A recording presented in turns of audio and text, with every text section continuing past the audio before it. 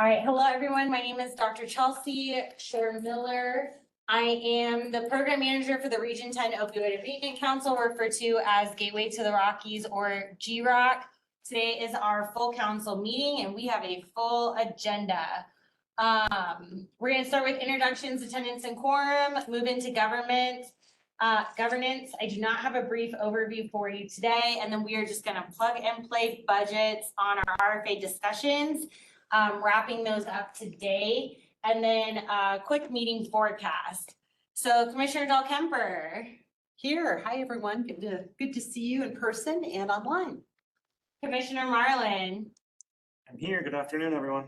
Commissioner Hollingsworth. I'm here and I'm excited. Mike Prang. I am here. Also excited. Heidi McCollum or Stephen Potts. Kevin Armstrong or Greg Demo? I saw Greg online. He left and came back. Yeah, Greg is online. You see him? Mm-hmm. Okay. Oh, there he is. Good afternoon, everybody.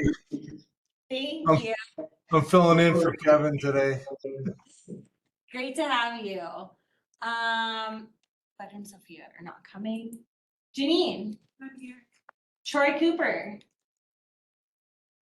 Hello, Troy's here. Dr. Story or Michael Miller? See Michael Miller.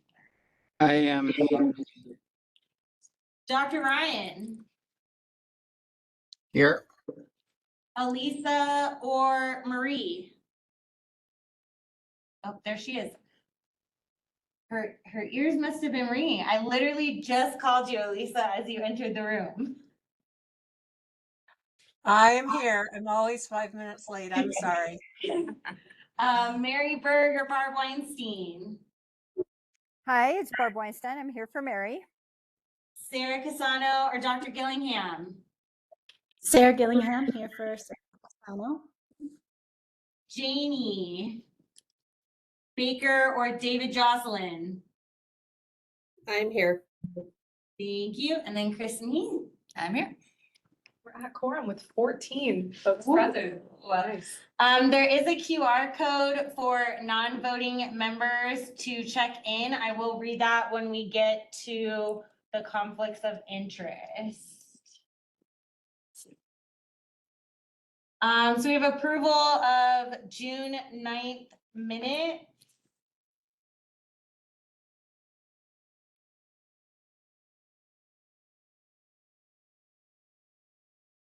I'll go ahead and make a motion to approve the June 9th minutes. Thank you. Is there a Second. second from George? Vote by opposition in the room or in the chat.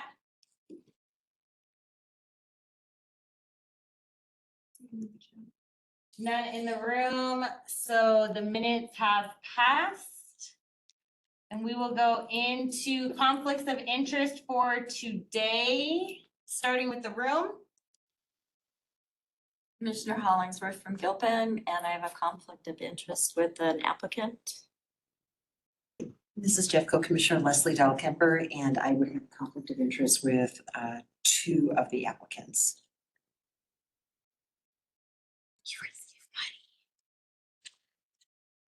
Yeah, George Marlin, Clear Creek County. Clear Creek receives money for its CCHAT program. Nothing related to that on the agenda. She wants me to also speak on behalf of Gilpin that we have received money, but that's not on the agenda today either. But, so we do just have to declare it every single time. Yeah. And then online we have, it looks like Patrick Yeager, community paramedic from Clear Creek EMS, no conflict of interest. Michael Kramer from Echo Evergreen Christian Outreach. They were an applicant. Linda Behringer from Just Living Recovery. They were an applicant. Theodora Barkatu. I'm gonna have to ask you how we say your name, Theodora, because I feel like I say this wrong every single time. Grant Writer, Colorado Coalition for the Homeless, no conflict of interest to report. Amber Dower, Senior Grants Manager. She's with, Jeffco Finance, helping GROC. Michael Miller is an executive committee member alternate for Dr. Story. I'm trying to fill it out, but it froze up on me. I And got halfway through and it doesn't like me typing in my phone number, so it's just sitting here doing nothing. So Erica Haig, I'm on the board for Clear Creek School District. I have a conflict, although not financial. I have a conflict because I'm board chair for Resilience 1220, which is a finalist for funding. And also I'm on the board for ECHO, which is also a I got you filled out. Thank you. Yeah. It's still doing. Callie Peterson is the executive director for Monarch Recovery applicant.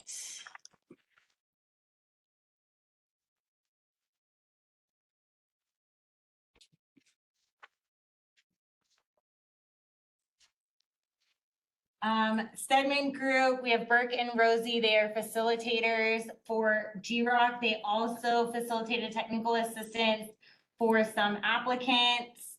Michael Pring has a conflict with the Jeffco Sheriff Department as an applicant and a Jeffco employee.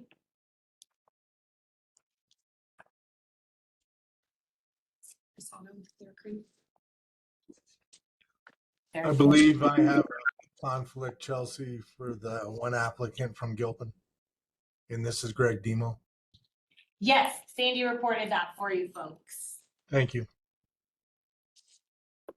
Eric Baker works with the Colorado Consortium, no conflicts of interest. I think that's everyone. Even if I didn't get to you, please fill out that QR code or the link in the chat. I do see Advocates for Recovery in here, Tanya Wheeler, they are current applicant or grantee of GROC as well. Brief finance report, nothing has changed. We're also gonna be diving deep into finances today, but nothing has changed. We are working on, oh my gosh, am I in the wrong meeting? I swear I have to. Where?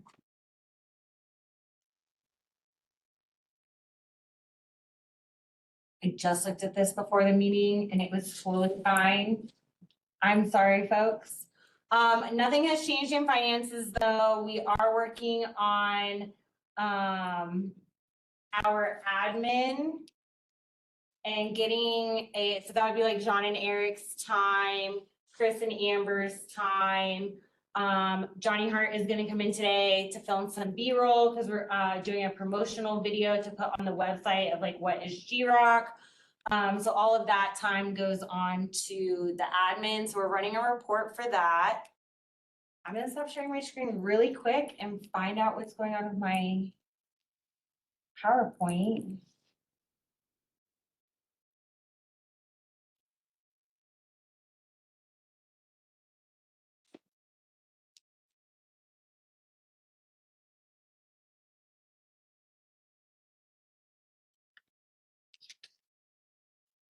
I think I have two called the same thing. Oh no. Is this one you? That's the one I was just at and it wasn't the right one. I'm gonna go to the agenda because that one is the right one.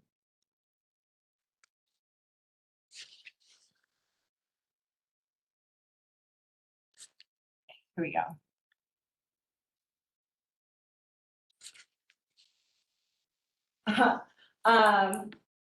All right, here we go. So yeah, again, working on that admin, but nothing new to report.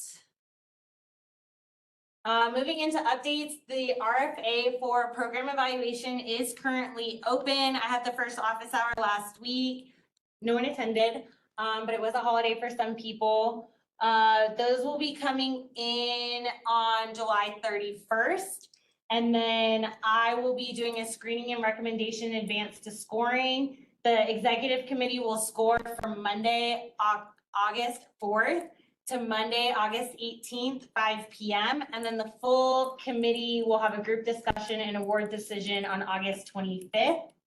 An update from the revise and resubmit in the executive committee for Gilpin County Parks and Rec. That application was advanced to the budget day today. And then in true recovery fashion, I epically dropped the ball on JCMH, requested a $0 additional cost contract extension in April. And I was supposed to have that on the executive committee agenda on May 5th. But I was like getting married. So my mind was elsewhere. I do apologize for that. So there is a discussion and vote today if we would like to extend that. The request was through September 17th.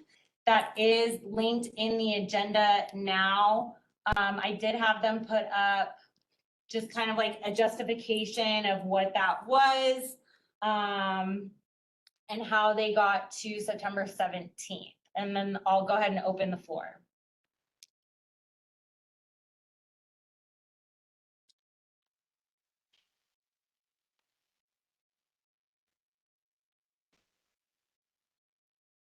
And I'm sorry, Chelsea, you said there was a link to JCMH in our GROC agenda for today? Yes, and that'll pull up the document that's on the screen right now.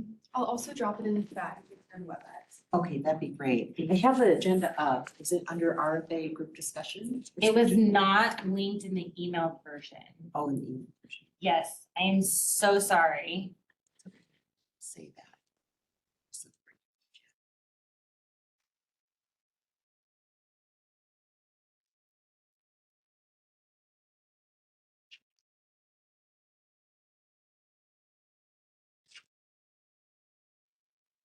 Not to hurry anyone along, but I would support this.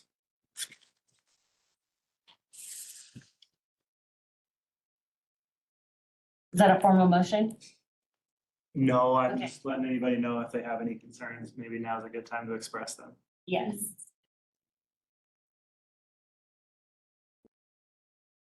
Okay, I will make a motion to agree. Thank you. And I'll second. We will vote by opposition in the room or in the chat.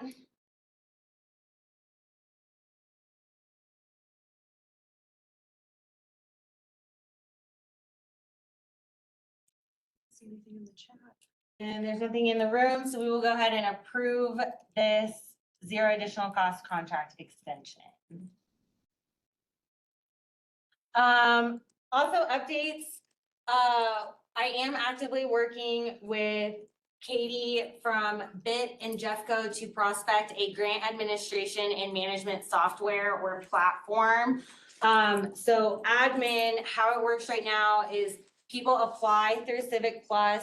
I go in and I download their application materials. Sometimes that's up to 6 different attachments. And then once people sign up to review an application, I email you those 6 attachments. So you get 6 emails of 6 attachments. And then you use a Monday.com form to score. And then I export that to Excel and I run stats on it to make sure that we get the fairest, most objective applications moving forward. Then those go into a Google Drive that's restricted that you all have to request access to. This is so barbaric. This is like 1990 kind of grant administration. So prospecting a software that it would house everything in a single portal. People would apply in the portal and then you would all have logins as reviewers. You would log into the portal. Everything that you're supposed to review and score would be right there for you next to the score sheet. And then I would see all the scores together on the back end. It would make the recommendation to move applications forward. And then I could just change the view permissions for everyone to see those application materials. In terms of grant management, what happens now is invoices get emailed to Chris or myself. It gets matched up to the contract and then it gets manually put into the Workday system. So a lot of room for error and things getting lost, as we saw with the JCMH contract extension. So this same software will house all of that. We'll have all the due dates of invoicing, all of the due dates for quarterly reports. It will send the awardees reminders. And then we can link everything together. We are actively exploring if it can talk directly to Workday. So we can also take out that manual input of an invoice. But again, hopefully it will simplify everything. We're looking at probably $10,000 in startup that first year because it does have to get built out and implemented. And then somewhere around 3,000 to 4,000 on an annual basis for the licensing. But just the amount of work that it would save, I think it's totally worth it. The goal is to have a top 2 for the advisory committee on July 28th to talk about just user perspectives and get their input. And then have the council vote on August 25th if we want to purchase this and implement it. To hopefully have a Q4 or Q1 of 2026 completely implemented and streamlined. The executive committee did not want to be involved, but if there are any other voting members that want to be involved in the early stages of that process, please reach out to me. Like I said, the advisory board and community will have input on July 28th. As a reminder, the state conference is going to be on October 27th. We will be canceling our group meeting on that day in lieu of the conference. There are QR codes right here for you to sign up, completely free of charge. It's held in conjunction with the Rethinking Addiction Recovery Conference, hosted by the North Colorado Health Alliance. It's a great conference. It's very practitioner focused. So make sure that you sign up for those. And then we move into our first order of business. The COAC was actively seeking sponsorships from everybody in the region for the conference. Because we did not have any applications from planning and coordination advanced to finals, I did reach out to the COAG and ask for more information on what it would cost to sponsor the conference. And this was the information that was given. They have 3 levels of sponsorship: 5,000, 7,500, which is the hard ask, or 10,000. This would cover all of the day of conference operations like food for attendees and AV support. Remember, this is the free conference, so the sponsorships are intended to keep it free for attendees. The sponsorship does include a representative of Region 10 presenting during opening remarks. Region 10 featured in marketing and promotional materials, and then mentions by the Attorney General's office and the State Opioid Office during their remarks at the conference and at the awards dinner. I will go ahead and open the floor for group discussion, and then I am looking for a motion on whether we do want to sponsor it and if or not, and if we are sponsoring it, at what level. You know, the executive committee had a good conversation about this, and there were some different perspectives. But I think that overall, the feeling was that this would be a good show of support in terms of this conference, which is an incredible conference. I'm very sorry, I just learned I'm going to miss it this year, but I know.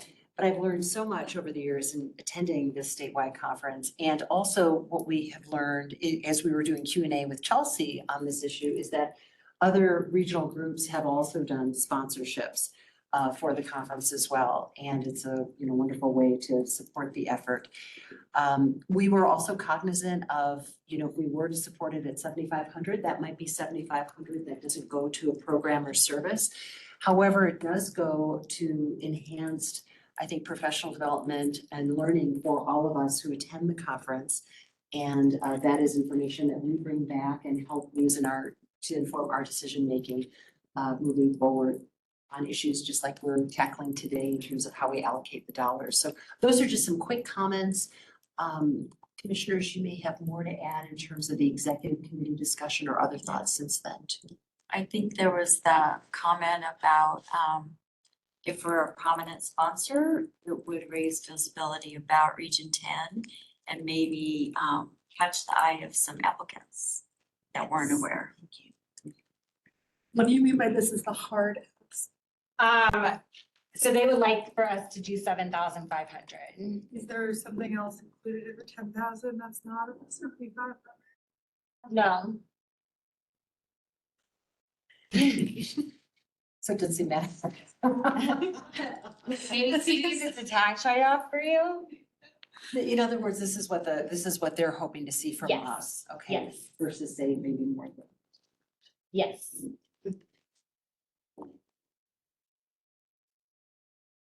I know we're trying to move quickly through the agenda. Before I jump out and make a motion, I would support this. Just want to make sure there's not anybody with doubts or concerns that are unexpressed. I have some concerns. I have my hand raised, but I'll just speak out now. How much money are they trying to raise for this conference? How many coacs are contributing? And how do we know they've not already generated enough money for this conference? What are we actually, I guess I'm not clear why I don't remember this happening in the past of them asking for contributions for this conference. So I have a lot of questions. It's weird to me that they're asking grantees to support the overarching administration of this program, because I think they have their own funds as well. Can we clarify who was speaking? That was Elisa. Yeah. Yeah. How much money are they trying to raise? How much have they already raised? How many coacs are contributing? What do they need the money for? Do you have any of those answers, JK? I mean, I'll tell you what I know and what I'm speculating about. So there's 19 coacs, 19 ROACs, sorry. I'm guessing they asked Denver and El Paso for 10,000 medium size-ish ROACs for 7,500 and smaller for 5,000, just guessing. Also, we're planning conference, so I'm guessing it's $100,000 to $200,000 for the day. Conferences are wildly expensive. But I don't know about what they have committed or what plans they have to, I don't know, refund money if they make more than that. So. Yeah, I would say all of that information when I initially spoke with Jack and Jamie was still very early in the planning stages. So I don't have a total that they are looking for yet. And again, it was a very broad ask to everyone in the learning forum, not just us. And then, yeah, like JK said in the executive committee meeting, is that they did typically work with wherever the conference was hosted in that region. They did work with that ROAC to fund the conference. They are repeating a location this year, which is why they made it a more broad ask to not weigh down on the same ROACs. And I guess, yes, the COAC does have money of their own, about 5 million this year. And I'll just add too, in the executive, our discussion started with, it was kind of an awkward request. And why they were asking, but then as we talked through it, we weighed out the pros and cons and we're heavier on the benefits of doing it than not doing it. But the other thing is we can pick a different level if people are comfortable supporting, but maybe not at the 7,500. Do we know how many people, this is Elisa again, how many people from our region attended or will attend? Is it 20, 25, 30? How many of our participants? We could certainly look at the attendance in the past, and we've had a pretty good turnout from each of the regions, and I want to say 15 to 20-ish has been the number. What would you say? I think the last one I think there were actually 8, even just from Gilpin that went, because it was such a great opportunity. It's free for all of us. Right. So, I mean, my view of choosing to turn this down is kind of choosing to free ride on the benefits of this conference. And I would rather not see us do that. Yeah, and I think also again, I think Commissioner Hollingsworth, you framed it really well in terms of our discussion as an executive committee and where we landed regarding those outweighing the cons. And I would feel comfortable supporting this as well. I do want to point out too, is that our region is one of the top 3 funded regions. And so us contributing $7,500 is really pennies in the grand scheme of how much money we have, which does allow some of the smaller regions that are averaging like maybe $500,000 or less in a year to be awarded out, it does allow them the opportunity to attend and not have to sponsor or contribute. And like George said, not freeload. I think that's a good point too, because if it weren't for the AG and the COAC, we wouldn't have any money. They've done all the work to get the settlements and bring it in a very structured way. Yeah, and that's why they have 5 million. So, I mean, they already are funded, but I'm not saying we shouldn't contribute. I just don't quite understand the math on, you know, they didn't, I'm glad, I mean, I'm glad to contribute. I just don't quite understand the math, but I'm not gonna, you know, say any more. Thanks. Maybe just one final comment. I appreciate those are good questions, exactly the nature of the questions we had. Another thing to consider is we have done our own conferences here and they've cost a fair amount of money. And I think part of the reason we're not feeling a need to put all that energy in is because we can all go down there and get a very similar experience.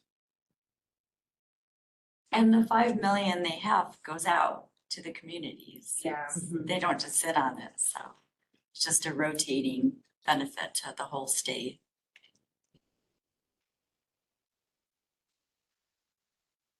I'll go ahead and make a motion to move at the mid-level 7,500 toward the COAC conference. Second. We'll vote by opposition in the room and in the chat. There's none in the room, none in the chat. So I will work with Jack and Jamie. Elisa opposes and is suggesting $2,000.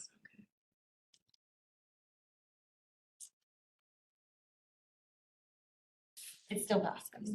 Yeah. Yep. So it still passes the original motion at 7,500. I will work with Jack and Jamie to get that sponsorship form filled out, and then I will work on getting some of that additional information as they have it developed. Oh, I should have showed you this slide too, sorry. So this kind of shows you like what it would look like with the COAC sponsorship. So we have 11 million to give out. If we fund everyone at like that full amount, it comes out to like 7.2 million. So again, that was just like another visual.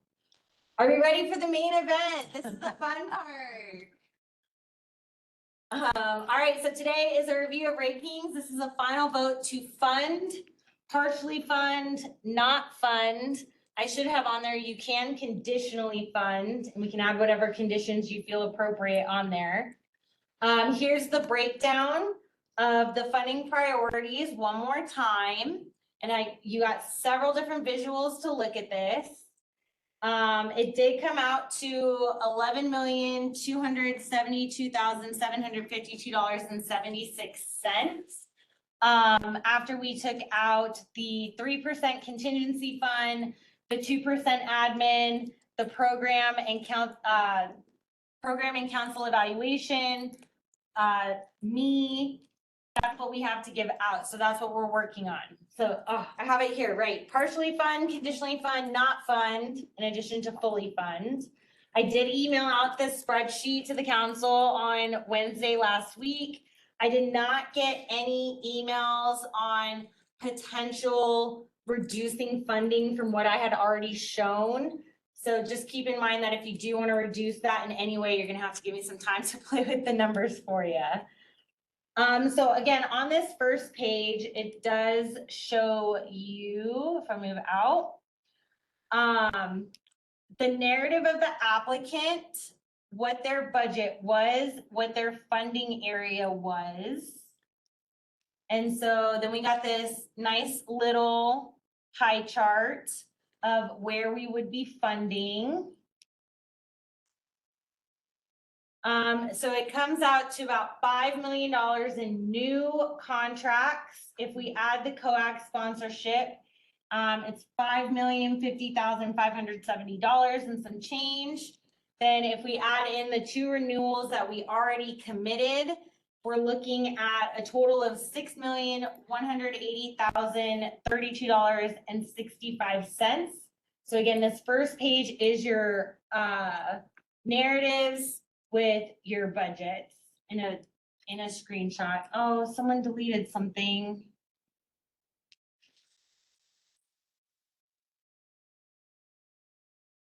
Y'all are gonna get view only. I can't trust you guys. I thought we were view only because of that. I think somebody just added this. It looks like, Added just a line. yeah, I think so. Okay. This is it beforehand. I think it's okay. I think this. Okay. This needs to get moved down. Okay, cool. So someone with editing permissions did it. All right, tab 2, this is showing you the full budgets. So this is what was committed in the cost plan right here.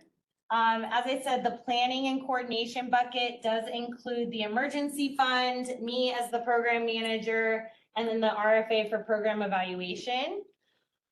This is what was obligated in column C. So then column D, this was our RFA pool start. This is what we have to give out. So there's only one contract that has a suggestion for a full versus a partial fund, and that's gonna be the Jefferson County Sheriff's Department for their biometrics program. Their full fund is gonna be 100 units at $537,582. A partial fund is 50 units for $284,881. So that's the only thing that is different between this picture and this visual right here. So if we look at it here, these would be our final numbers. It's okay that we are over because we can move money from one bucket to another bucket. So we have a lot of extra money in the treatment bucket, and my suggestion is that we just move that either 519,000 to harm reduction or the 266,000 if we do the partial fund right here. And again, that would be just the new contracts. If you scroll down a little bit, this would be all of our contracts right here. So this is what it would look like, and this is what we would have left over.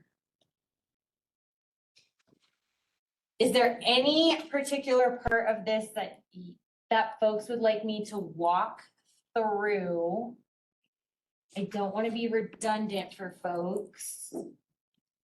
Chelsea, Yes. I don't, I'm not asking for a walkthrough. I just have to make my usual comment. You know, when all these regions were started, we were told that we're front-loaded as far as getting settlement money.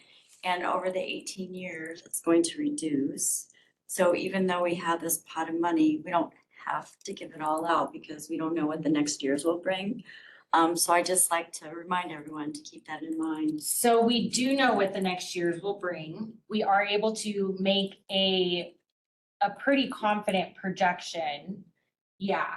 But we don't know what the 10 years, the longer term is. No, Chris has that. Yeah, Chris has that projection. And Chris or Amber, are you able to pull up that 18-year projection? It would be really helpful to see that. Hi, Chelsea. Let me look and see. I don't know that Chris has shared that with me yet, but let me look into it. All right, thank you.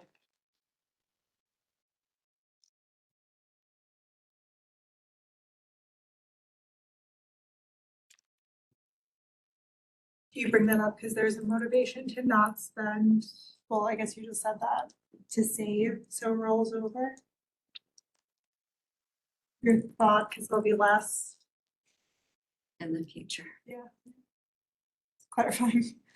It comes out over the 18-year period. It comes out to an average of $2 million a year. So if you are thinking seed granting, right, that would be the front load now and then the trickle down later. This plan, even with the Jeffco biometrics being at a full 100, this makes sense to me. There's still enough money unused that rolls over. I am going to make the strongest recommendation possible that we do not hold another RFA until at the earliest summer of 2026, because this is 9 contracts. 7 of them are new that I need to manage, and I don't yet have that infrastructure set up. And I really want to have that infrastructure solid to track invoices, payments, quarterly reports before we add more contracts on. I'm hoping I can do that by next summer. It might even be next fall, realistically, depending on when we get a software implemented. So that's also going to accrue a little bit more money before we roll over. So I would say this plan for right now, it makes a lot of sense. And then being more like coming up with what that strategic plan is going to be reframed as for next year. I am running an analysis of all RFAs, funded and unfunded, to revise the strategic plan and where dollars would go. And I can match that up with the 18-year projections and have that for you probably around September. That sounds really ambitious to do it in August. So maybe August, definitely September meeting, I will have all of that revision for you. Am I oversimplifying to say if we're averaging 2 million a year over 18 years, we have $36 million to spend over that period? We have 45 million total. So that must be an average moving forward, 45 million. Is that if everyone already committed to pays, or is that still going after others? Recording these. They are going after people, but they're progressively smaller fish. Right. So the big ones are in hand, they're going after like smaller drug makers. So I think that it's a floor. And yeah, everyone would have to pay what they owe, but I assume there's some mechanism that ensures that they have that money. But that 45 million is if everyone pays, no matter. And if no new settlements get out. Right. Well, you're right. Both of those are probably a stretch. But I don't think, I know they've been very judicious about the estimates, and they don't want people to make plans and then not have. So to give you more idea on the RFAs, I'd say people are averaging anywhere from 6 months to 2 years to do RFPs. There's some small communities that do an RFP every 6 months. I think most places do it every year or 2 years. Colorado tends toward 2 years, so that people are kind of spreading out their RFPs. And to put Region 10 in context, there is one very large ROAC who spent 6% of their money. So Region 10, whatever happens here, way higher than that.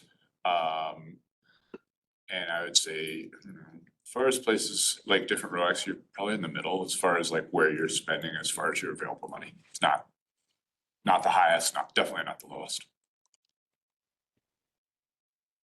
Is the county budget brain? No deflated, right?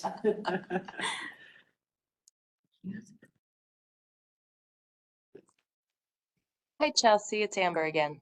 Hi. So Chris shared with me the same spreadsheet that you are currently sharing right now. I also have the spreadsheet of the potential grantees that could be awarded. So those are the 2 that I have. Okay, yeah, that's not it. I seem to be locked out of cost right now.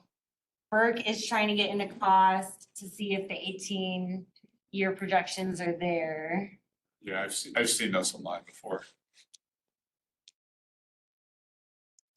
I got it.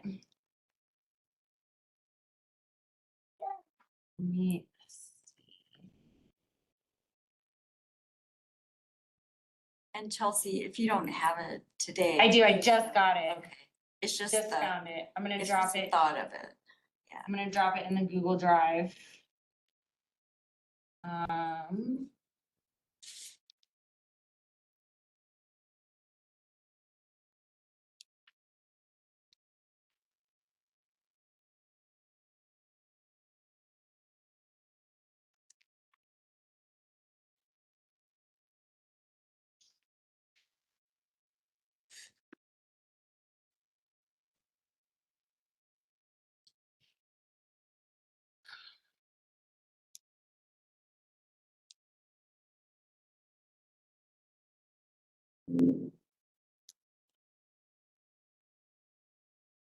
I don't want to burn up a lot of time because I know we want to get to the Yeah, funding part, yeah, but we can talk about it another time. It's just an awareness. we're thinking a ballpark of 45 million.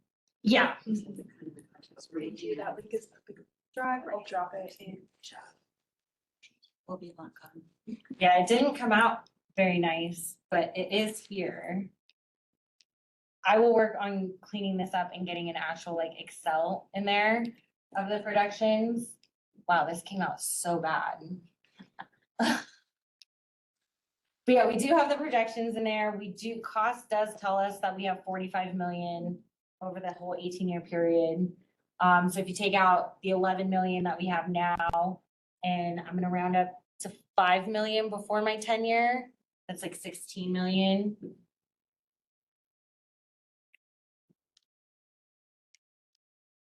Are there any discussions about certain applications? Yeah, and not to belabor the broader point, but I kind of view this as front loading service expansion makes sense too. We are seeing opiate deaths drop. I think that's evidence that what we're doing so far is helping and want to see us do more. As for, was your plan not to go through and discuss each application individually? If that's what you guys want to do, honestly, I did not have a set plan other than to show you all of these budgets and let people ask questions with the numbers. But then we are gonna have to go through each one in motion. I wonder if it would be helpful just to provide a little context, and share where the executive committee landed on some of the, do we call them the R&Rs, review and revise? Is that right? Yeah. Do we want to just touch very briefly on that? Yeah, so Denver Recovery Group is the first one. The total budget requested was $618,082.96. They had a two-part project. One was expanding their treatment services in Lakewood, and the other part of it was opening a satellite center in Idaho Springs. The executive committee made the recommendation to only partially fund the Lakewood expansion portion of the project only. That came out to $1,181,124 for still the 2-year period, and that is in the treatment funding area. Are there any points of discussion on this application, or would you like to move into the next application? We do have a question in the chat from Jean. It says, are all of the application budget amounts for 1 year or are some for 2 years? I think they all ended up being, with the exception of Monarch, which is the upfront home purchase, they are all 2 years. Was the idea with the expansion of those Springs that it was like duplicative? I can't remember, like of services already being offered. We didn't know if it was the best time. Oh, Like, do people actually exist in that area to sustain the financial investment? So chat is working on collecting some of that data already. And then that does lead us into the second application, Jefferson County Public Health. Part of their project is a needs assessment in Gilpin and Clear Creek.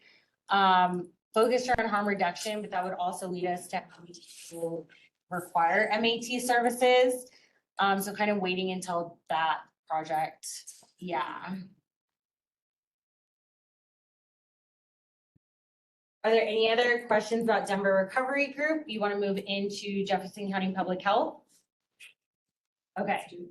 Do you want to approve these individually as we go, or do you want to wait until we're done talking about them so we can see the budget as a whole? Let's do them as we go. I was just gonna say the same thing, let's knock them out. one by Okay, one. okay. We can see what the budget numbers are, Yeah. right? Okay. There may be a little change here and there, but I think we're in good shape. But right, like I said, like a full approval on everything, these numbers look great. So then if we decide to partially or conditionally fund anything or take something out, we know what it fits like in the bigger picture. So our first one up is the Denver Recovery Group. Yes. And I'll make a motion to approve the dollars noted for the Denver Recovery Group. I'll second. And we will vote by opposition in the chat or in the room.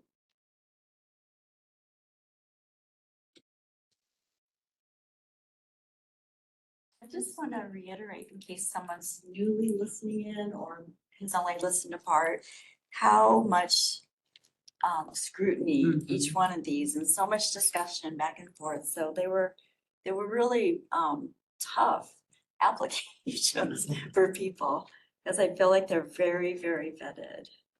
Yeah, and that's in large part to you, Jess. Thank you. Yeah.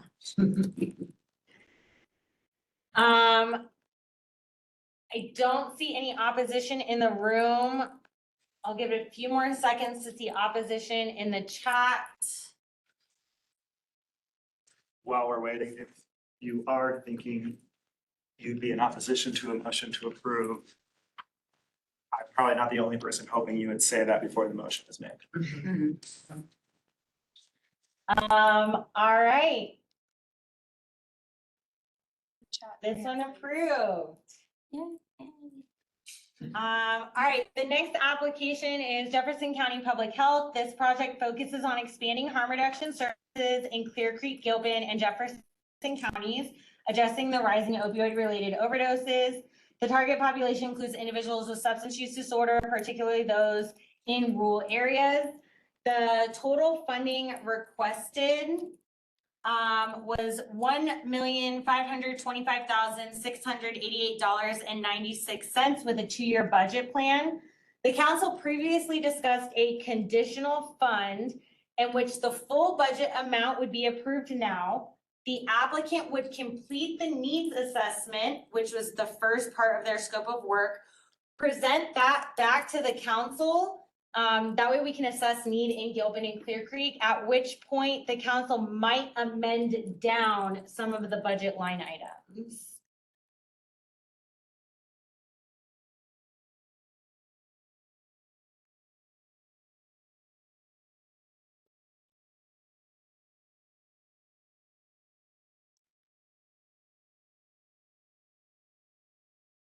I'll just comment saying I like that approach, although if there is, I don't know what's going on in Jefferson Public Health Department and how recent changes are affecting this, but if there's an immediate need to sustain staffing levels, I would like to see an approval today help meet that need. So that's one thought I have. And then just because the last time this was discussed in this room, it was noted that Jefferson County Public Health had not previously spoken with Gilpin and Clear Creek. I just want to say I have confidence moving forward with a contingent. You know, let's go through phase one. Let's see what the need is. Let's really discuss how to measure services delivered in those two counties. Is I think a good way to move forward. I have all the confidence in the world that Jefferson County Public Health can provide good service not only to its own residents, and I want applicants to aspire to serve the whole region and include Clear Creek and Gilpin County, although it matters more to me for Clear Creek in their application. So I don't want to create a disincentive for people to think about including us. That's just sort of needed to be said. And yeah, I remember the conversations around collaboration. Those MOUs will definitely be put into the contract before that gets signed. So it would be like an approval today, They would get their award letter. They have to acknowledge the award letter and sign it back, send it back to me by Thursday. We'll do a formal announcement on Monday of all the awardees. And then at that point, the RFA process is over. So all of the public health departments can start that communication process of what they want in the MOUs. And then, like I said, that we can get a scope of work with a timeline that would, for the needs assessment, that would also go in the contract. This is definitely a more complex project. That conditional fund allows us to work in that way. And I just have a follow-up question for Eric in this case. Do the Jeffco folks who are voting members of GROC all need to abstain on this, or can we, yes?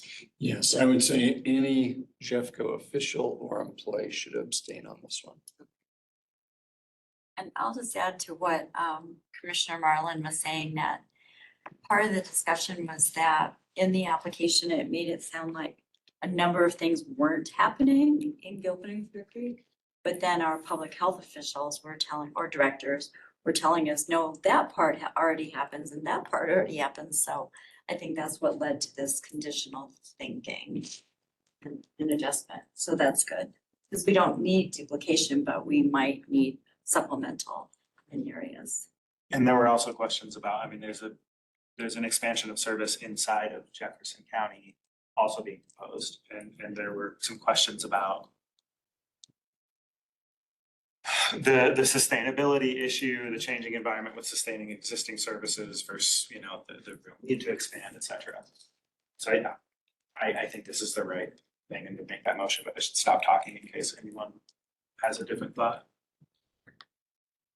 Dr. Shore-Miller is addressing a couple of questions that arose in the chat. The first one being roughly how many applications were submitted that were not included on this RFA finalist list. Dr. Shore-Miller stated that 47 applications were received, 36 advanced to scoring, 11 advanced to group discussion, and 8 have advanced to the finalist category. An additional question was dropped in the chat that stated, will scoring be released for grant applications that did not receive funding? Will the funding for Monarch purchase by a profit company have any conditions? And Dr. Shore-Miller just stated that yes, as stated on the RFA funding website, all applicants will receive status letters this week and scorecards if applicable. We'll address the question about Monarch when we get to that applicant.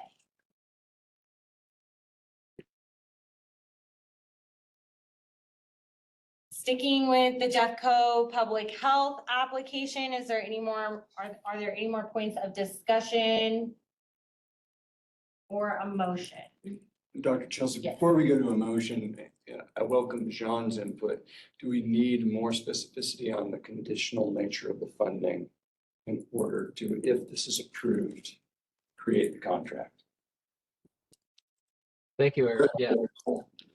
I was thinking the same thing. If maybe the council could expand a little bit on what they have in mind as to what the conditions are for, you know, for the full funding amount, that would be very helpful in sort of putting together the contract. And I'll add one other point. If there is any portion of this amount that would not be conditional, that would be immediately available, that would be probably important. And it looks like Dr. Shore is, Shore-Miller. Is it? This is Dr. Chelsea's fine. Is including that information now on the screen?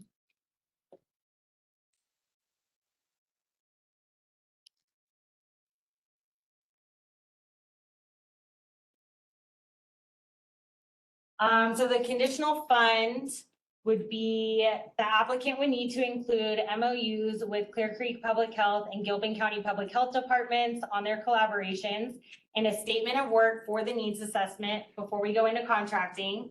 They would complete the needs assessment and present back to the council, which might result in amending down the budget.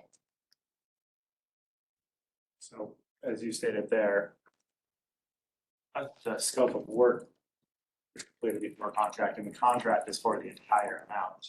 And then possibly amended down based on the results. Yeah, so the scope of work for the needs assessment has to be completed before we go into contracting. Because they have a scope of work for the whole project, but not specifically the needs assessment. And that was where the council conversation had focused on, was what was that needs assessment look like and how are they gonna collaborate with the 2 other counties? And then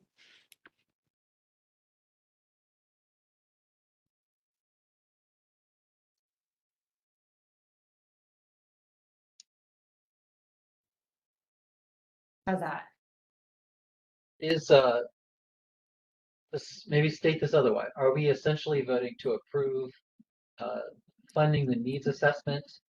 And then, and that part's sort of guaranteed, and then the second step is all entirely conditional based on what the needs assessment reveals and based on whether the MOUs are reached.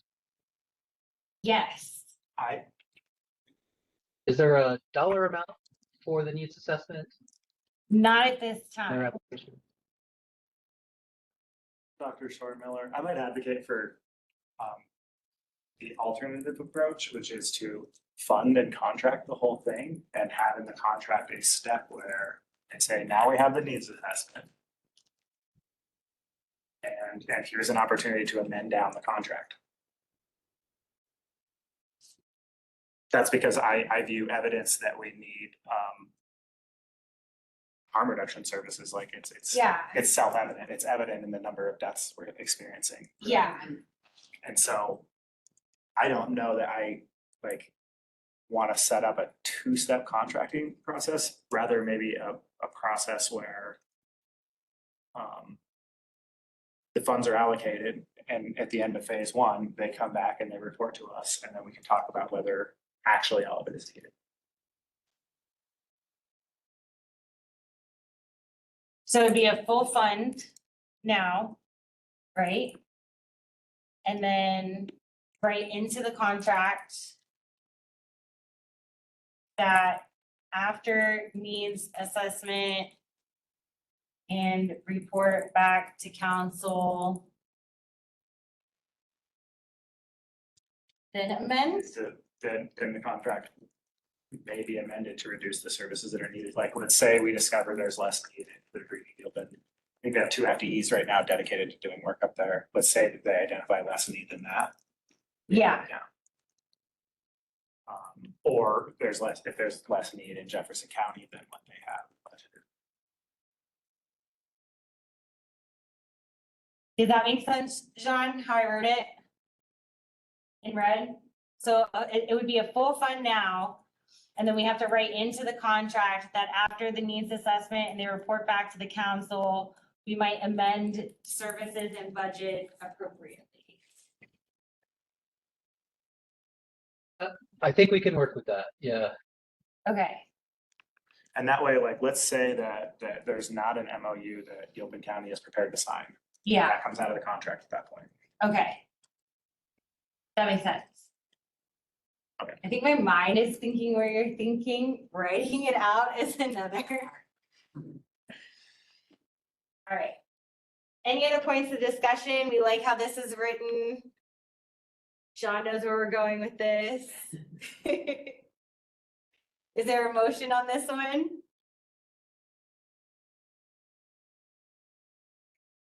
I'll move to approve what was just described. Is there a second? Second. And then we will vote by opposition in the chat and in the room.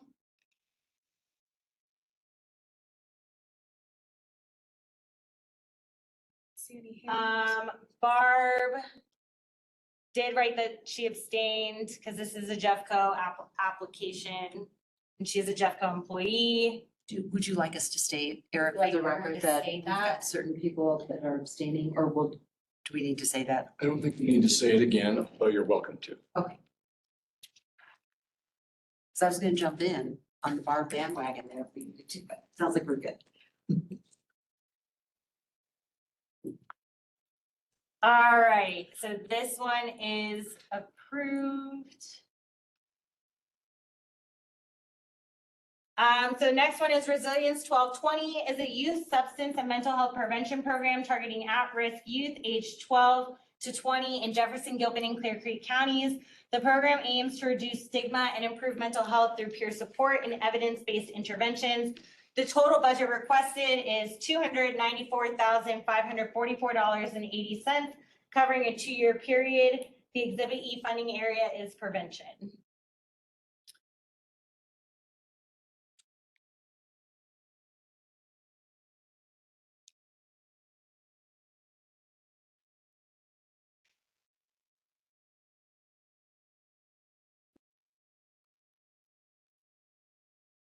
Just make a motion to approve. There's no discussion. Yeah, there's no major group discussion on this This one. is an exciting one. I'll second. All right, and then voting by opposition in the room or in the chat.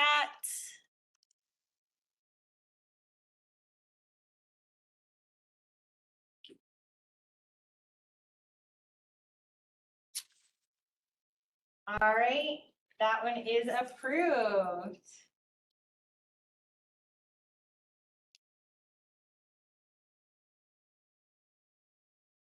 Recovery Works. The Recovery Works project seeks to enhance recovery services for Jefferson County's homeless population, particularly those with substance use disorder. The program will provide MAT and transitional housing to at least 36 individuals over 2 years.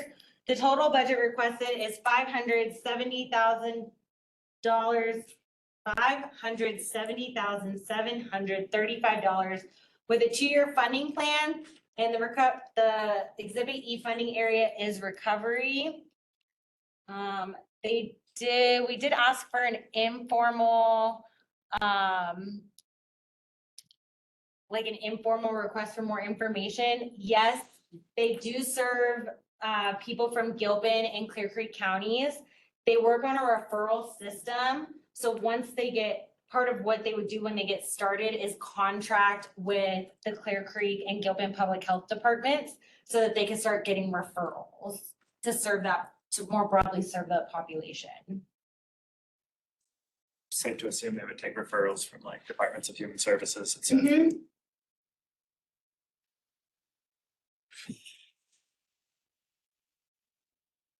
Yeah, as many referral contracts as they can get. That's what the email said that they would want to do.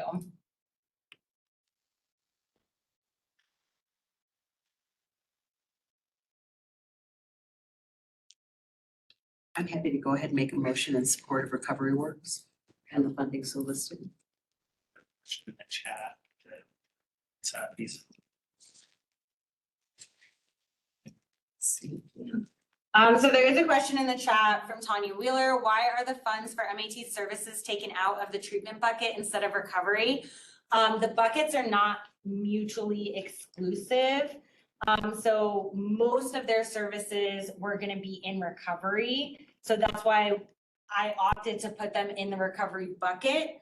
That might change when I meet with the Sedman group and we start to put that in cost and we get advice from the COAG of where that goes. Again, the buckets are not mutually exclusive as it shows in the full budget right here. Like we are way over on the harm reduction bucket, but we're way under on the treatment bucket. So all I have to do is change my strategic plan and cost and move money over. So there are a lot of things like Resilience 1220 does offer clinical services, so that would be treatment, but they are priority is youth. And so based on the COAG flow chart, that would be the prevention bucket, if that makes sense.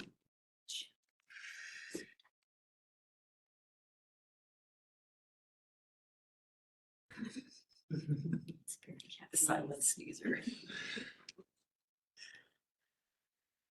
So we do have a motion on the table, and is there anything else that Tanya needs in response to her question? Are we good to? We do. I'll second Forward. that motion. She said she's good. Okay, great. All right, so we will vote by opposition in the room or in the chat. The motion is to approve this application.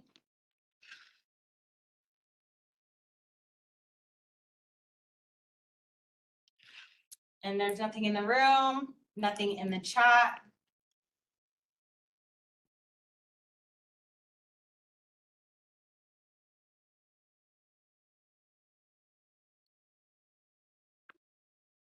All right, that brings us into Jefferson County Sheriff's Office and biometrics. As a reminder, Jefferson County voting members have a conflict of interest here. So this initiative focuses on implementing a biometric monitoring system, which is 100 units in the Jefferson County Detention Facility to prevent overdose and withdrawal crisis among inmates. The target population includes individuals with substance use disorders and those experiencing homelessness. The total budget requested is $537,582 over a 2-year period. If the council funds 50 units, which was guided by the applicant as a partially funded option, the total is $284,881 for 2 years. I'm going into that revise and resubmit request because there were some points of conversation.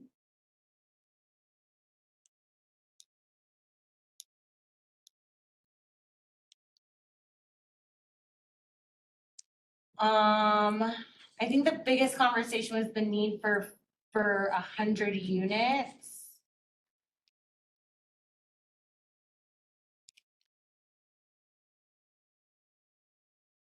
At any given time, approximately 80 of the 700 to 800 inmates housed at the detention center are on an active substance use protocol.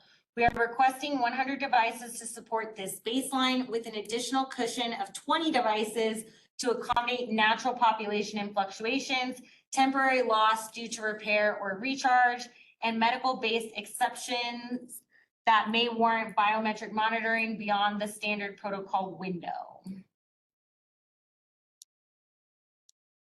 For Chelsea. Yes. So as someone who reviewed this application, I thought more about it, and I'm wondering, because I know there was a lot of discussion around, should we just fund half, the 50 units, but what if the voting members considered for 50 units in the first year, and if they can prove that they're using all of the units and have rolled out, that then for second you fund the additional 50 units, potentially.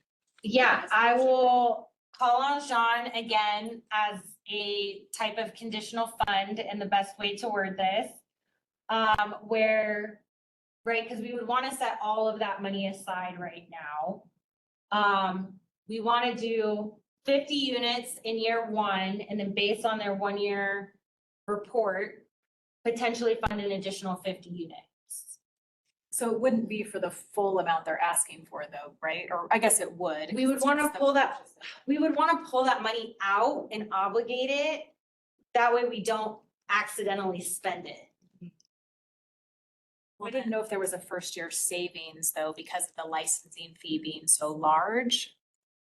That licensing fee, yeah. I wonder, because I was gonna ask that too, is that per unit, there's a fee, and that's what it adds up to? Because it may be that if the health. Yeah, if you're paying for a year of Maybe it would licensing, that first year wouldn't be. That's nice. It seems, I mean, if their estimates are right, it seems like it costs half to have half. So we do licensing. Yeah, I don't think it's like an implementation Yeah. charge. Chelsea, do you know, will the sheriff's office be purchasing these or licensing these? Both. So the vital sensors for 100 vital sensors are $75,000. Then they need the reusable wristbands, the wristband keys, 18-unit charging dock, long-range wireless gateway, sensor provisioning device, on-site training, on-site IT configuration, JMS integration, software licensing, long-range wireless service and support. That was the line item budget that was handed to everybody. And this is a program, I'm sorry, I can't remember, it's not legislatively mandated. This is one that they just want to do to benefit the staff and the detainees. Yes.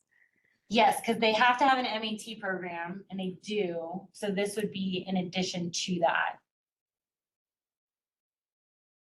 We're modeling it based on other sheriffs and other towns using. I found the narrative to be compelling. These are people who are, in this place outside of their will. And we did have some overdose deaths in this jail. I appreciate that they're looking at everything they can do to make sure that doesn't happen when people have someone outside their will. So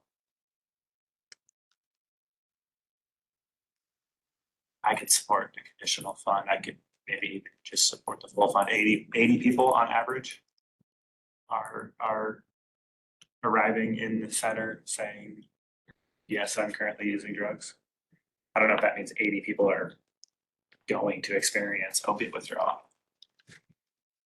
Or want to wear it. Or want to wear it. Is that a refusal with low, like? Yeah, refusal's low. Per the revised and resubmit. Refusal rate is less than 1%. Funding 50 could be an interesting experiment. Because there are some people that are going to show up that get one. I don't know if it's interesting enough to not. They did say in the policy of like how they would determine if people need it, if they don't have enough. And it's ethical how they would determine. It's not like the first 50 people who come in are the first 50 people who get it. If you came in first, but like you were at a higher need, the higher need person would get it. They would revise protocols. Remember, they are still doing this type of monitoring without the biometric systems. So they do have that process and policy in place. The biometric systems are just enhanced, make more efficient. I think, Erica, I think I like your idea. Yeah, I'm just looking at the budget, and so it says year one snapshot licensing support is 211,000 of that total 325 per year. I'm sorry, I'm trying to look at both both things at the same time. So obviously it's the same the following year. It did mention if you only get 50 that amount goes down subsequent years for the licensing.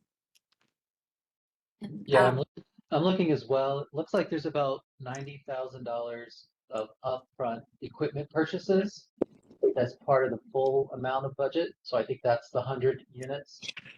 But the bulk of the money is the annual licensing, which is about 187,000 per year. And sorry, these are reminder questions. Who monitors the vitals? Like who's seeing the results of that? Is it going to a system and does it blink if something's going crazy or someone monitoring it? No, it's an automatic notification that something is not right. It notifies whoever the Their detective staff are? Yeah, their staff and their clinical I staff. think if I remember correctly, it says something about a response time of like a minute, like you could be Yeah. in the cell within a minute of the biometrics alerting. So it's going to their detention staff, not clinical. Staff. It's clinical. Okay. And then did this include training? What? If it includes staff training about how to implement this? Yes, training Yes, was it does. $5,000. Okay. They did. So Chelsea, to answer your question earlier, we definitely could make second year conditional at the county's option or at the GROC's option, but it would likely be, as I understand it, it would not be an even split between year one and year two. Because of the upfront equipment costs, I would expect year one to be more expensive. But then if we buy more units in year two, wouldn't that come out to the same price? For the equipment itself, but you're not paying for one full year of licensing for 50 of those units. Oh, I get it. Is what we're talking about a partial fund in year one and a conditional full fund in year two. The condition being that they've established the need for 100 and not 50 units. That's what I'm hearing. So it would look like, so it would be a fund, 50 units funding in year one. Based on the end of year one report, we conditionally fund year two as 100 units. That was. Yeah? what I was Okay. thinking. So not a voting member. Did I write that correctly, John? Yeah, I think so. Okay. I think it'd be helpful to clarify who is the decision maker for the year two funding, as to whether the conditions have been met both here and probably with the earlier one too. Is this something that the full council wants to make that decision on, wants to delegate it to the EC or something like that? I guess I'm hoping that at close to or shortly after year one, we get a report back from all of the grantees. Yeah, every quarter Yeah. you'll get a report, and then that builds into, I've given them templates, and that builds into essentially like a white paper of their whole year. But that goes into, do we want the council or the executive committee to have that delegation to make the decision? I did see a hand from Dr. Ryan. I'm just curious, and perhaps we should spell out what the conditions are, so it isn't just some magical white report that we all decide whether we like it or not at the point. Like, what are they reporting on? I was thinking that too, because it's like, is it how many they've handed out? Is it how many are alerting to an issue? Like, because if they give out 50 and I don't know, yeah, I guess nobody needed it. Is that like a good use? I don't know. And then also, is it just when they're coming in, or is it like ongoing? Like I could see if somebody wanted, looking at the identity paradigm, if they were gonna choose to use drugs and, or whatever, maybe they would just take it off and then put it back on after. I don't know, like that kind of thing. I think one potential thing to look at is that all 50 were used, but also there were incidences that were not caught because there were not enough biometric wristbands available for everyone who needed one. You know, I mean, I hate to say that could happen, but I mean, Yeah, it's something to think about. I'm gonna default to their evaluation plan, which I already said was a great baseline evaluation plan. I'll be working on capacity building with all the awardees on that. In the interest of time, I would like a motion to fund, not fund, partially fund now. And then I can report back at our August 25th meeting on what they potentially report on, and that could be finalized at that time. And these are only for people to have on while they're in detentions. Yes. Their access to drugs would be very limited and hopefully not. You would think that. Yes. The youth right. detention facilities, I know, there's tons of access, so I can only imagine adults. I'm gonna just like put my neck out there. I'm gonna make a motion that we fund 50 units in year one, additionally fund 100 units in year two, and that the condition is that the GROC is satisfied that additional units are needed. I'll second that. Is it the council or the EC?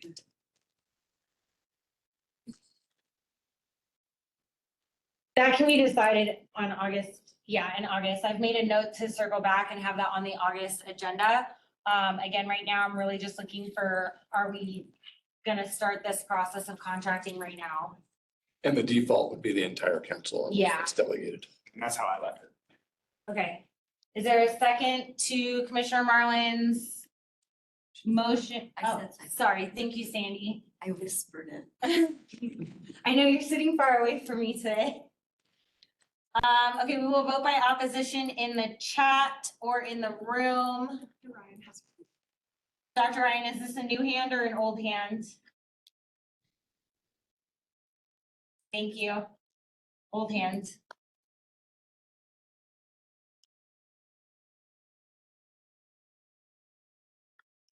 Going once, going twice, approved. All right, and I made notes to circle back in August. Gilpin County Parks and Recreation. This project aims, again, as a reminder, the Gilpin County voting members have a conflict of interest, so they will not be participating. Gilpin County Parks and Rec, the project aims to provide youth prevention services in Gilpin County, addressing the high rates of substance use and mental health issues among local youth. The program will focus on evidence-based prevention curricula and community engagement. The total budget requested is $185,451.89 with a 2-year funding plan. Exhibit E funding area is prevention. The floor is open.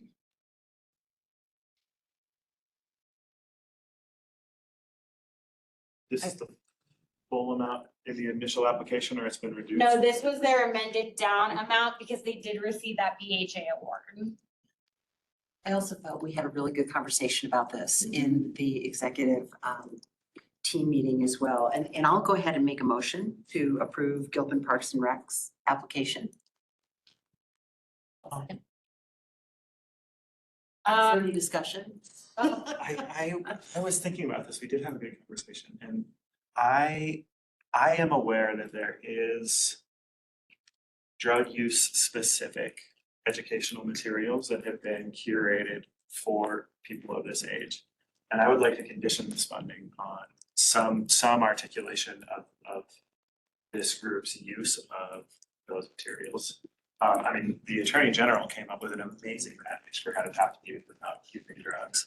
What I don't see in this programming is explicit talking about the use of drugs, and I think it should be in there. So you want, I'm sorry, you want to change their curriculum right now at funding? I wanna condition the funding on them including in their curriculum some specific explicit discussion of drug use. I feel like if they did say they did that They bottom fifth, I don't know. I Yeah, just know they- that's youth substance use. Like Yeah, they curriculum. do have, They included that.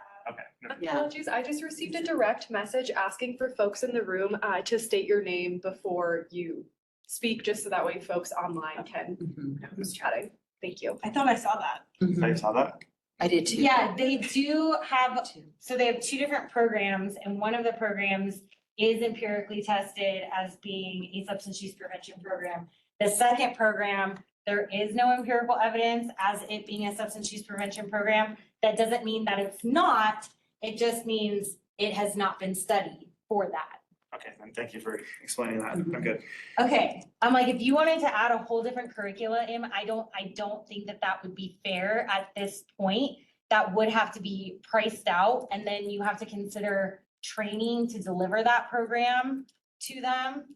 Yeah, I would say that that's not a fair condition at this point in the game.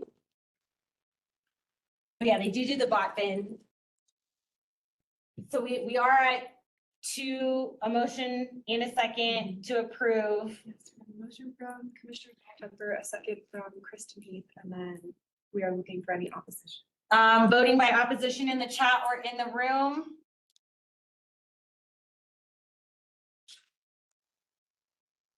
Going once. Going twice. All right. Next one, City of Lakewood. The City of Lakewood's project involves hiring substance use disorder specialists, co-responders to improve responses to individuals in crisis. The target population includes veterans, youth, and individuals with co-occurring mental health disorders. The total budget requested is $523,944, 2-year funding plan. Co-responder does have a very clear Exhibit E funding area of treatment. We did have a informal R&R for them, describing the current capacity of substance use disorder specific co-response, outlining the need for more. Notably, the council is having a hard time discerning the request for 2 clinicians instead of just 1. The addition of 2 SUD clinicians is essential to addressing the current gaps in service capacity, coverage, and clinical specialization within the co-responder team. The lead clinician was recently promoted to a newly created position of clinical supervisor. While this role is critical for long-term sustainability, focusing on supervision, training, community partnerships, advocacy, grant compliance, it has reduced their availability for field response by approximately 50%. This leaves just one full-time field clinician, 2 sworn police agents, and 2 variable case managers to handle primary, secondary, and follow-up responses to all mental health related calls, including those of substance use component. This email with more stats is in the Google Drive for people that was linked in the email sent out for today. And just reading it, and having lived in Lakewood and interacting with this co-response program, the 2 clinicians does make sense to me. Data collection was also an identified area of weakness by City of Lakewood. And so having this additional support will help with that data generation and collection and just get more robust information.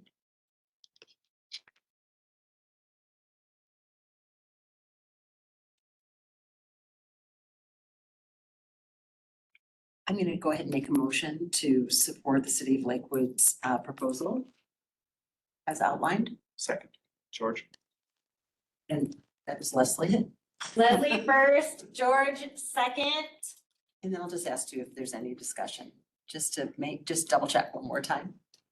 Double check for any discussion from our online folks regarding this.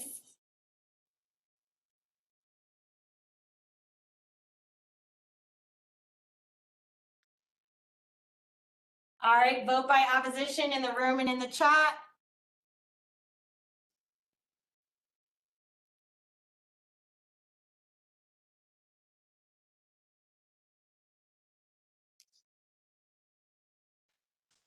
All right, this one has approved. All right, and I did put this one strategically last because I know that this one is going to be a little bit of a longer conversation. Monarch Recovery Services is seeking funding for property acquisition to establish a recovery residence, aiming to provide stable housing and support for individuals in recovery. The project will serve low-income individuals and families, particularly women. The total budget requested is $1,224,000 up front. They have agreed to a 15-year term of using the home for sober living and quarterly reporting. Kaylee has had several meetings with Sean and myself to come to this agreement that we all seem pretty satisfied with. So if there are any questions or points of discussion. I did the math on this. I'm happy to hear they've agreed to 15 years because I think there's 11 rooms. And if all 11 people are self-pay and they won't be,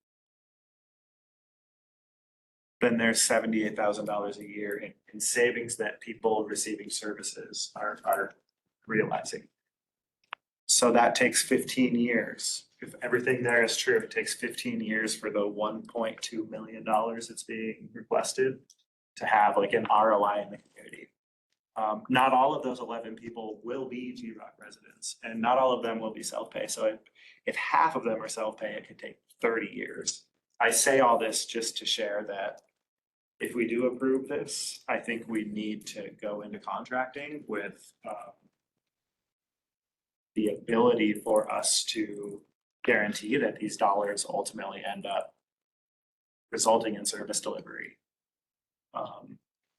So I did put the math that, first of all, GROC is only going to be around for like 15 more years. So it doesn't make sense for us to do anything beyond a 15-year term. No one's going to be here to manage that.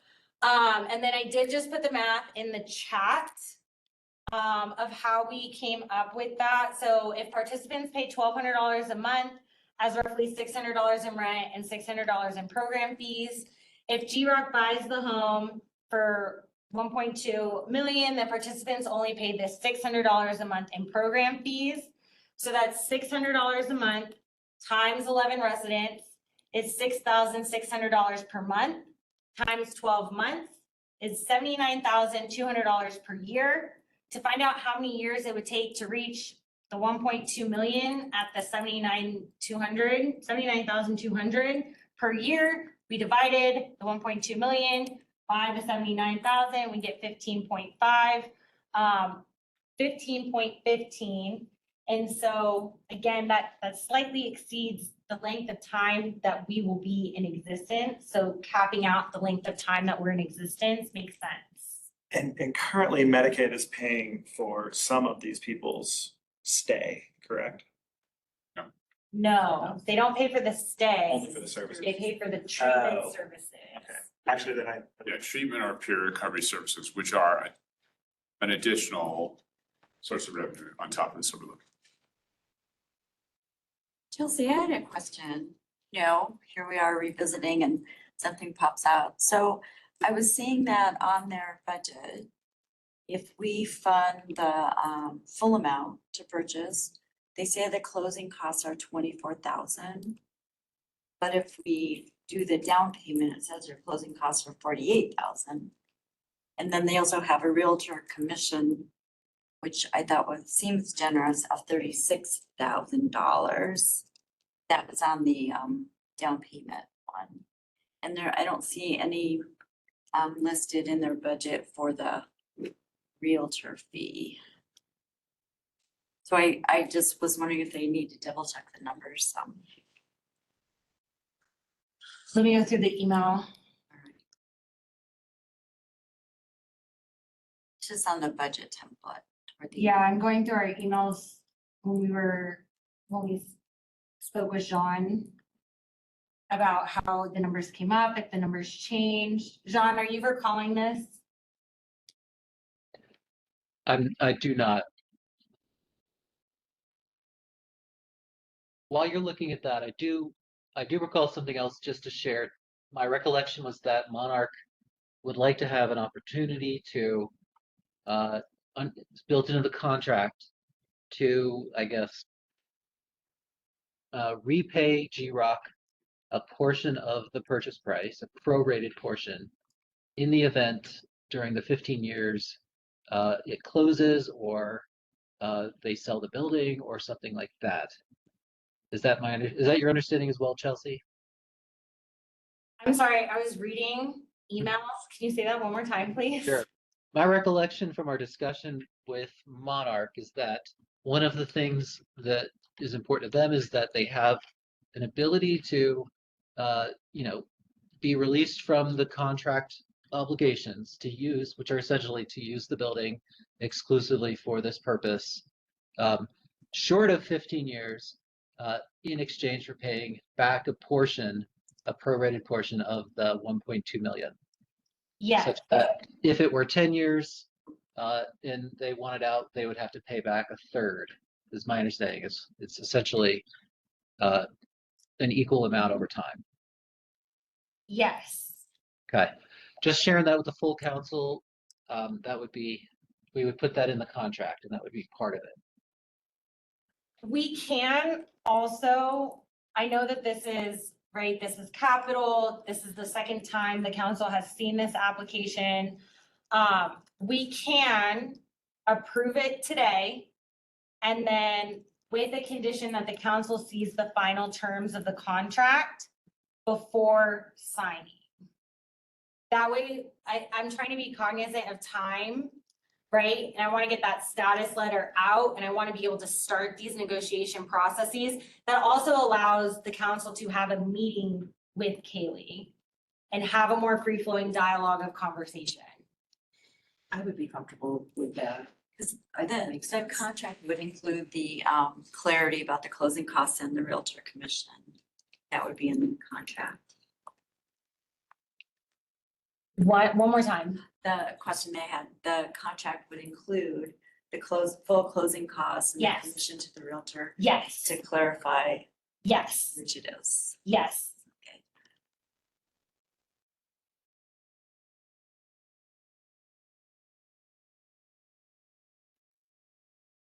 There's a I think comment earlier about it being something about for profit. I feel like I saw pop up with it.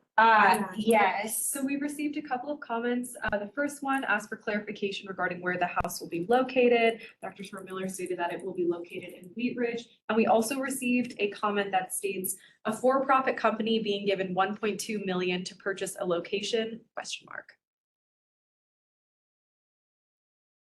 Yes, that was extensively discussed in the group discussion day, that is recorded and you can go back and watch it, if you have questions, but yes, we would be purchasing a home and that's how much it costs.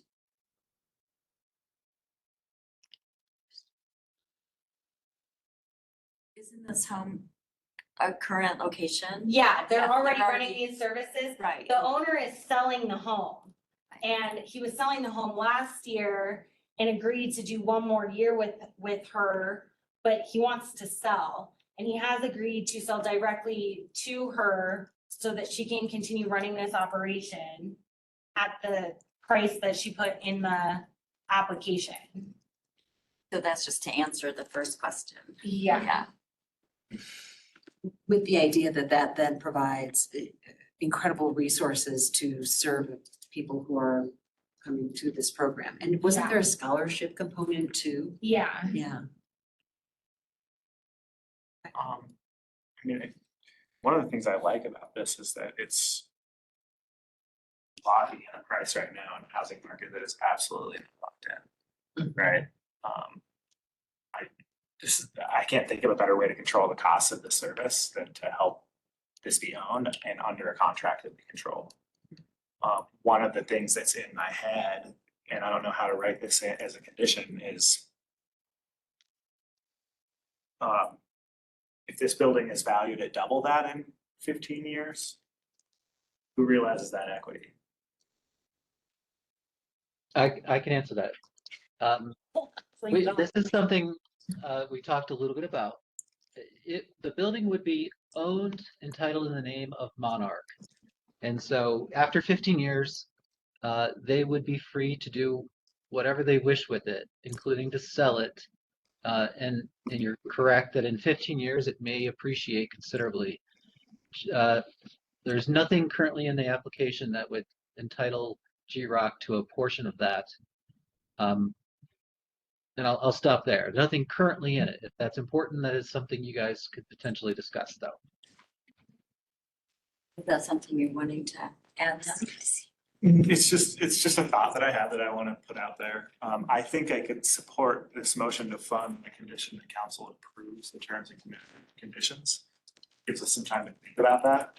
And like I said, then the RFA process is over. Now, if we want to invite Kaylee to a meeting where you guys can ask her these questions and have a free flowing conversation, we can do that. And we would still have the flexibility of changing the contract, right? That conversation then could help us further refine, should we choose to do that, what the negotiation piece looks like regarding the contract.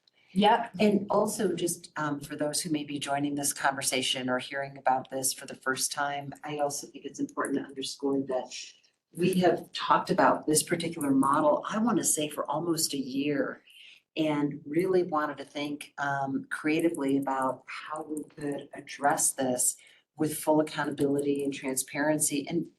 And Chelsea, correct me if I'm wrong, but we also didn't we also look at other models and brought this, we actually did bring this to the the collaborative, the statewide collaborative of all the different regions to talk about how we work together on those capital expenses. What does that look like? So those are just a couple of additional points that I would add. Dr. Story Dr. Story's is easier. What does the 15-year term mean? As in, if they go out of business, do they owe us the money back? Yes, they would agree to 15 years of using the home for the purposes stated in the application. They have 15 years of reporting requirements to the GROC. If they want out early, then there's a percentage of money that they would have to pay back to the GROC based on whatever time they get out. Did I answer that question before I move on to Dr. Ryan? I'll let John chime in. Yeah, you answered that well. Just to give a little bit extra, the answer, we would record a lien against the property. And because they would be purchasing it outright, I think one of the expectations we would probably include in the contract is that they do not borrow additional money against the home so that there's any conflict that there might potentially be another lender with a security interest. So doing that, GROC would have a security interest on the value of the building of the property as a whole. So in the event, the company did go out of business, that would give us considerable financial security in the sense that we would have an asset that we would have a security interest on. It doesn't remove all legal risk, but I think it does give us significant protections in the event, for example, they go out of business. They would still own the property and would be prohibited from, transferring it or anything like that without paying us back. Thank you.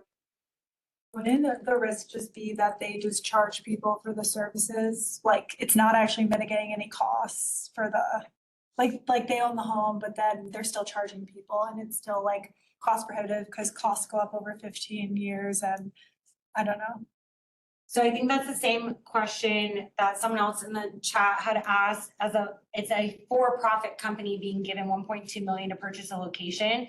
So we're not just giving them 1.2 million and hope that they purchase a location for it.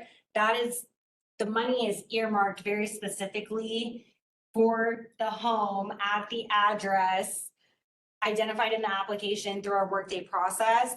We'd also be monitoring their financials as part of their quarterly reporting. So we have oversight over. Oh yeah, no, like I know they'll use the house, but because they do charge people for services, right? Like that's the model. So is the savings actually going to They're not paying rent. So the people in the home are not paying rent? Yeah, because we bought the house. Okay. But if we only did the down payment, there would still be a mortgage, so people would still have to pay some type of rent. Yeah. So they're just not paying rent, they're still paying they get treatment, treatment. or it's through Medicaid? Yeah, treatment through Medicaid, and then the $600 for other services in the house. Okay, I understand. And this contract is absolutely deed restricted. They must use it for recovery for sober living. Yes. And I know the application is specifically for women. So should they find that in 5 years, there's more of a need for a different population? Are we going to give flexibility to the highest need population if they can't fill it with women? Having had as many conversations with Kaylee as I had, I think she would keep it at women. But I don't want to speak for her. That's something that we can talk about in the terms and conditions of finalizing the contract. And maybe that's something that we want to give ourselves flexibility based on trends and needs. And as we're collecting information and quarterly reports through evaluation, like we would have that information to make that decision.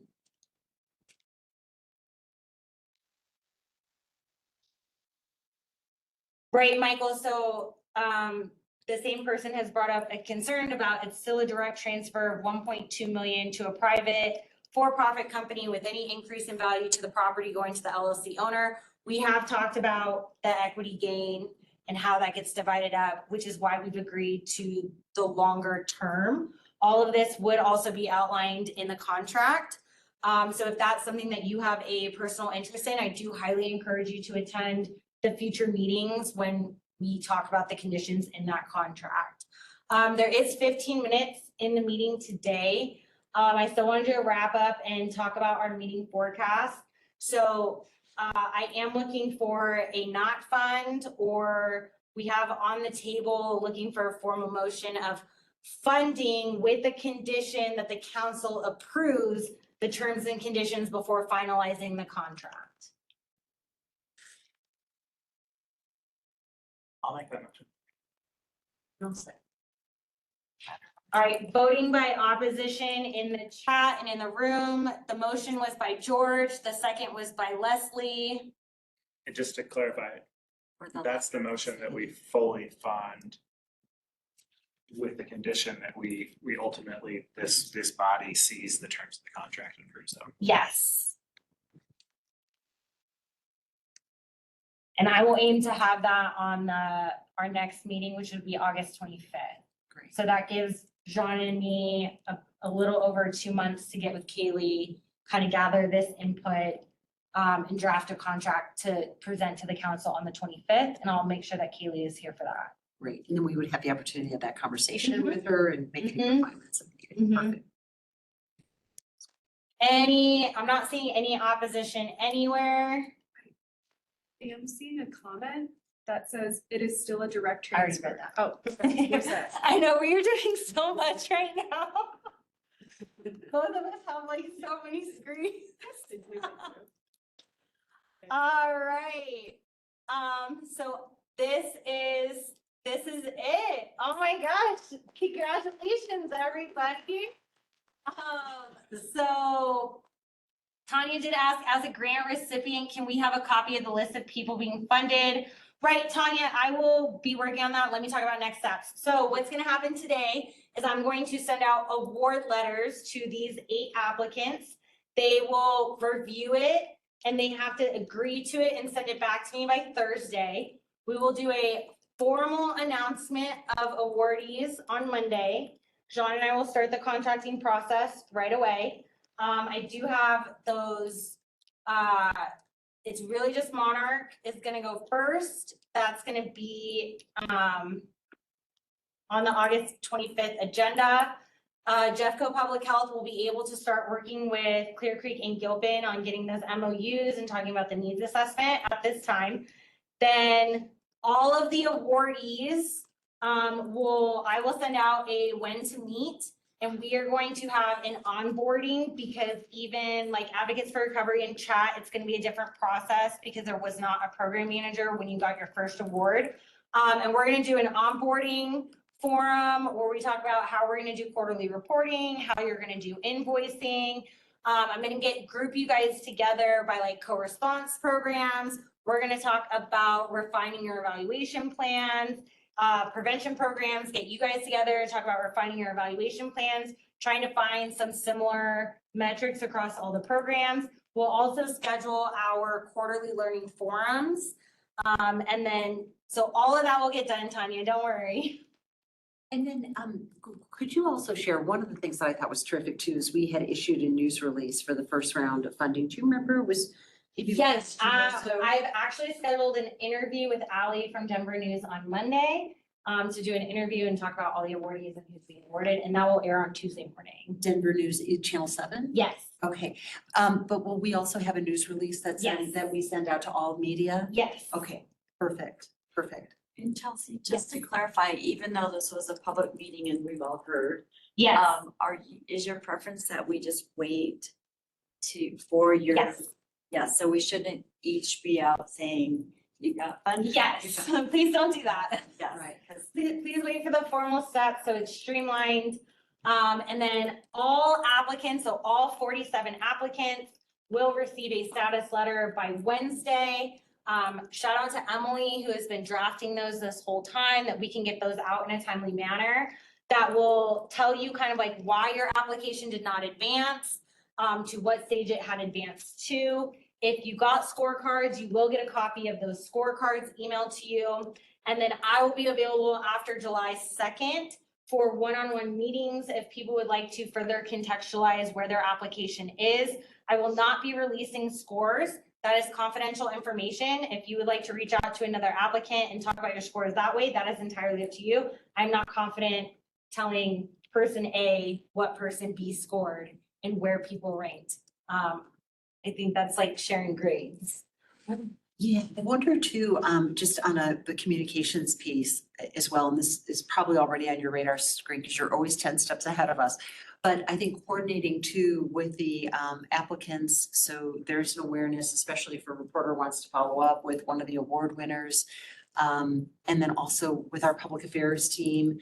And I don't know if there are any key contacts regarding public affairs for the counties, maybe that's through the commissioners or county managers, just to make sure we're all linked up and none of the applicants are surprised if they get a call from a reporter saying, hey, we'd love to come take a closer look at your, because if I were the reporter, I would love to wrap it around a human story, right? And then say this program is one of many that'll get a boost, that kind of thing. But there are also communication tools we can think about internally to help push out information on social media, and also through Engage Jeffco and any other communication tools we might have as counties too.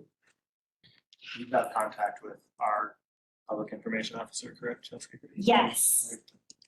Ours is called community engagement. Okay, I was like, I got a card from someone in Gilpin and I lost that card. Melanie. Okay. Yeah. Yes, I will be in contact with all of you again. I am working on, again, those systems and like our CRM, trying to make sure that I have like email chains with appropriate people at appropriate times. I need to stop sharing my screen.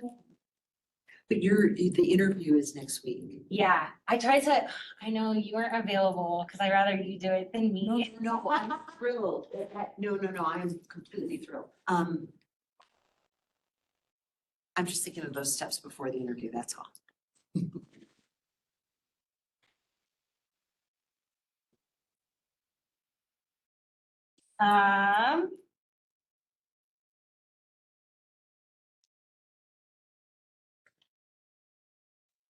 Yeah, so here are the next steps. Right, I will send out the word letters, awardee sign, formal announcement. Jean and I will get on a schedule of some kind to figure out all of these contracts. Like I said, I'm doing analysis of all the RFAs to revise the strategic plan. I should have that no later than September. I'm aiming for August. That way we can decide how to roll over unused funds. I'll include, Sandy, that 18-year projection of what the years will look like, so we can talk about that. And meeting forecast, in the last 7 minutes that I have you, July 7th executive committee meeting is canceled.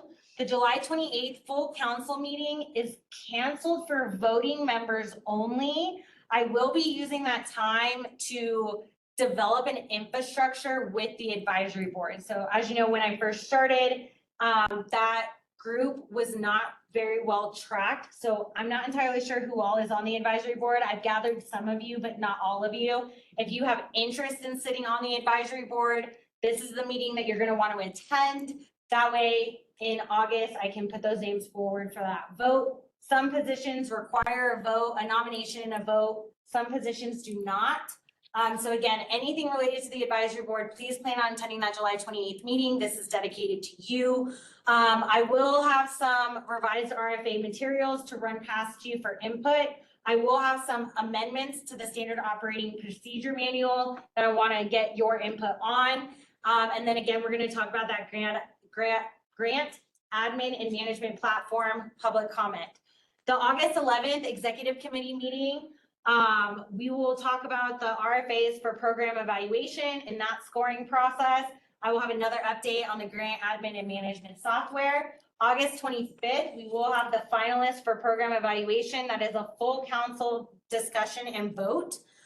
We will also have a vote on a grant admin management software, and then I will have SOP amendments for you. It does look like I will have some comments on the Jeffco Shares Biometric and the Monarch contracts for you folks as well. Any other questions, comments, concerns? No, just huge. And this is a big day, you know. We've We've been working on this for such a long time. And I just want to take a moment to recognize every single member, every voting member of the GROC, all of our advisory committee members. Thank you so much to the Sedman Group, and a special shout out to Dr. Chelsea Shore-Miller. I'll just use the whole name, just for the incredible work that everyone has done to get us to this point. And I know that there have been times, there have been fits and starts, where I've been so eager to actually get those dollars out in the community, but we've had, and this was important first and foremost, to just have a really thoughtful, strategic process. And the Sedman Group was there, and you continue to be with us through this. And then we brought Chelsea on, you know, was it last fall? In October. In October, right. And so we've really come a long way. And I just want to express deep gratitude to everyone who's been involved in this effort. It's a very exciting day for sure. Yes, and it does look like there are new faces here. All of these the applications, the 8 that came today, have been talked about repeatedly since April. This was not just, oh, we're talking about a narrative in a fund. All of these applications have been extensively vetted and discussed over the last 3-4 months. Yeah, and I have to say also, you know, I just have to underscore what a difference it has made too, and how critical it's been to have our team, including Eric and Jean from the county attorney's office. We also have from our budget, our finance team, Chris, and I'm sorry, the Amber. and Amber, who are with us. Who am I forgetting? Anyone else? In terms of our overall team? Anyway, just a huge thank you, huge thanks. Because there are a number of unknowns in all of this too, that you helped us navigate. So deeply appreciate it. And we'll continue to. Yes. Thank you. All right. I will see the advisory board on July 28th. I will see the executive committee on August 11th, and I will see all the voting members on August 25th. Have a great day, everyone. Thank you. Thank you.